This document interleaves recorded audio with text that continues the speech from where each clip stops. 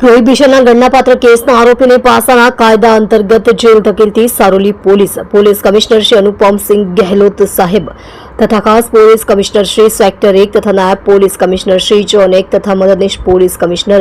Shri B division Surat શહેરનાઓએ પ્રોહિબિશનનો ગુનો કરવાની ટેવવાળા ઇસમોને ગુનો કરતા અટકાઈ અને ગુના ઉપર અંકુશ રહે તે સારું પ્રોહિબિશનના ગુનામાં પકડાયેલ ઇસમો વિરુદ્ધ પાસા દરખાસ્ત કરવા સૂચના કરેલ હોય જે સૂચના અને માર્ગદર્શનના આધારે પોલીસ ઇન્સ્પેક્ટર શ્રી એસ.આર. વેકરિયા તથા સર્વેલન્સ સ્ટાફના પોલીસ સબ ઇન્સ્પેક્ટર એસ.આર. રાણા તથા હેડ કોન્સ્ટેબલ ભાવેશભાઈ વાઘજીભાઈ તથા પોલીસ કોન્સ્ટેબલ પરેશભાઈ નાથાભાઈ નાઓને આવા ઇસમો વિરુદ્ધ પાસા દરખાસ્ત તૈયાર કરી મહેરબાન પોલીસ કમિશનર સાહેબ શ્રી સુરત શહેરના તરફ મોકલી આપવા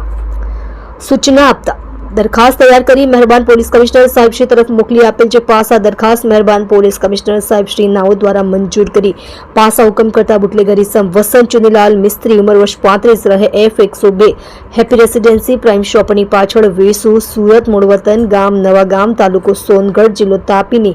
પાસા હુકમની બજાવણી કરી મધ્યસ્થ જેલ રાજકોટ ખાતે મોકલી આપી પ્રશંસનીય કામગીરી કરેલ છે.